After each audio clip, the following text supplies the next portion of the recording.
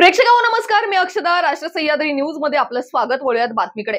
अहिल्यानगर येथील कोहिनूर मंगल कार्यालयामध्ये भारतीय जनता पार्टीच्या वतीने कार्यकर्ता संवाद मेळाव्याचे आयोजन करण्यात आले होते.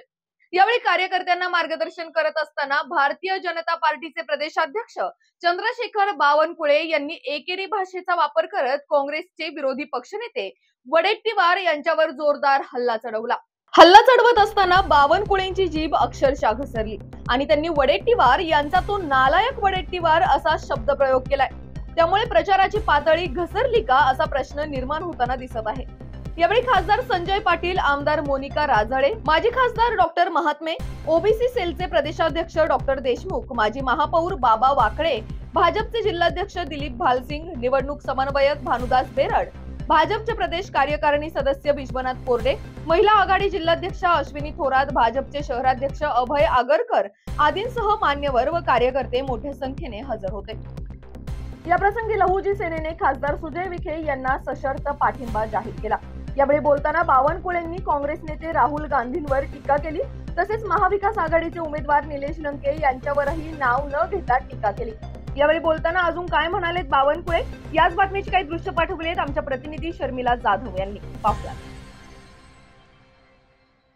नालायक वडेट्टीवार म्हणतोय, तो नालायक वडेट्टीवार म्हणतोय, ज्याला पाकिस्तानमध्ये पाठवण्याची गरज आहे त्या वडेट्टीवारला या महाराष्ट्राची सारी संपत्ती विकून त्या वडेट्टीवारने आपला परिवाराला सोडचिठ्ठी देऊन त्या वडेट्टीवारने पाकिस्तान सरकारला अर्ज केला पाहिजे की कसाबच्या जे फॅमिली शिल्लक राहिली आहे, कसाबची फॅमिली जे शिल्लक राहिली आहे त्याचं पालन पोषणाची जबाबदारी वडेट्टीवारने घेतली पाहिजे.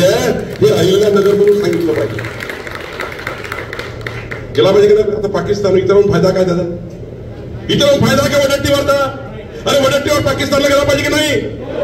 तर दोन्ही हात करून सांगा, गेला पाहिजे की नाही गेला पाहिजे? वडेट्टीवार पाकिस्तानला गेला पाहिजे की नाही? तो वडेट्टीवार म्हणतो आहे की अजमल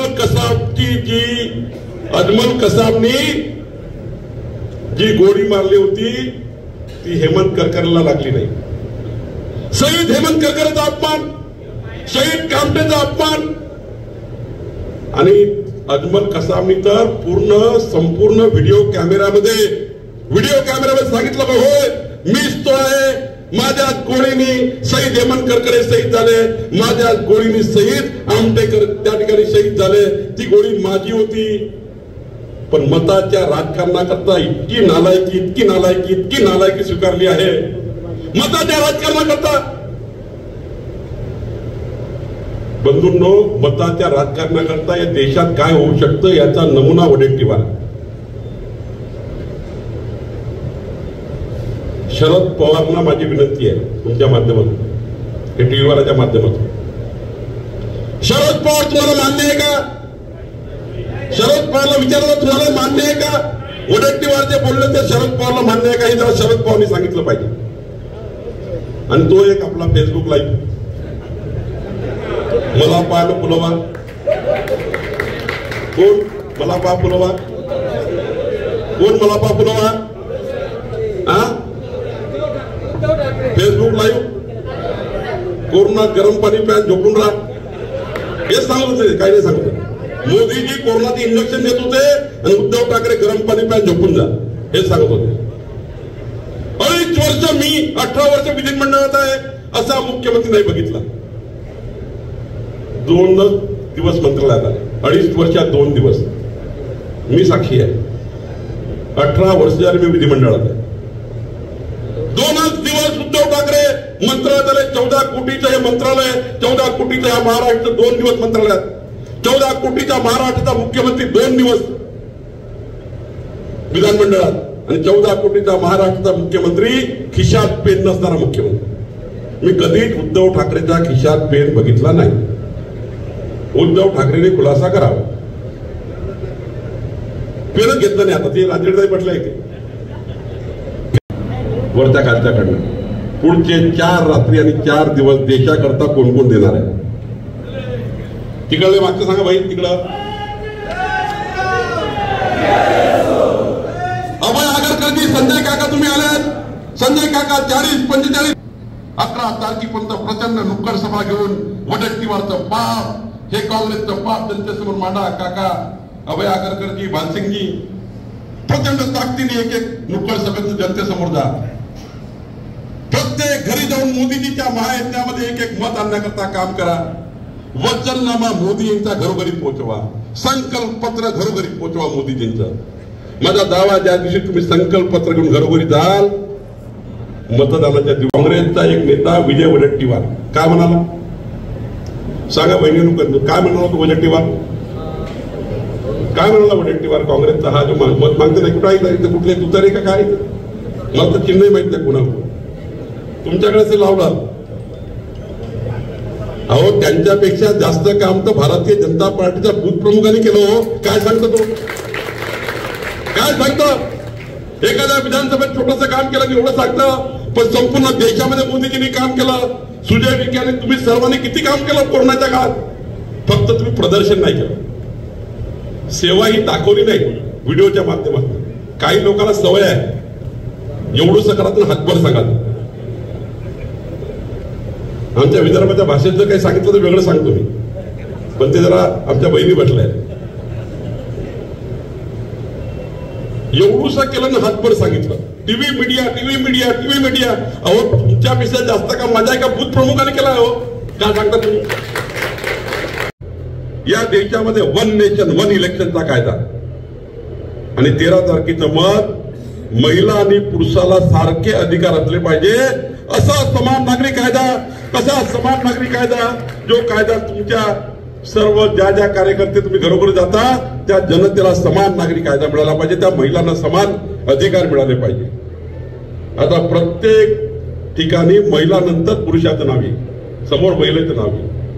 हा अधिकार मोदीजी देत आहेत. 13 तारखेचं मत हे तुमचं आमचं सर्वांचं विकसित भारताकरता आहे. तुमच्या घरची जन्म झालेली पिढी, तुमच्या घरात जन्म येणारी पिढी, तुमच्या घरात जन्म झालेलं बाळ आणि तुमच्या घरातलं येणारं बाळ यांच्या भविष्याचा विचार मोदीजींनी केला. तुम्ही जेव्हा वचननामा बघाल ना 14 एप्रिलला दिलेला मोदीजींनी 14 एप्रिलला वचननामा दिला, तो जर तुम्ही घरोघरी पोहोचवला ना, मी ते सांगायला आलो आहे. मला 3 दिवसाच्या आतमध्ये खालच्या आणि वरच्या पदाधिकाऱ्यांनी जसं 16 महिने तुम्ही आपल्या परिवाराचे, आपल्या नातेवाईकाचे, आपल्या भावाचे, आमच्या घरी ज्या वहिनी आहेत त्यांचे सर्वांचे तुम्ही आपले महिने दिले, आपले तास दिले, पक्षाकरता दिले, देशाकरता दिले. हे 4 दिवस बंधूंनो इतके महत्वाचे आहेत की या 4 दिवसात जर मोदीजींनी ज्या पद्धतीने आपण अपेक्षित केलेली आघाडी, मोदीजींना अपेक्षित केलेली आघाडी जर तुम्ही दिली तर माझा दावा आहे हे इंडी आघाडी पुन्हा कधीही नगरमध्ये उभी राहू शकत नाही. इतकी ताकद तुम्ही 13 तारखेच्या निवडणुकीमध्ये आपल्याला तयार करायची.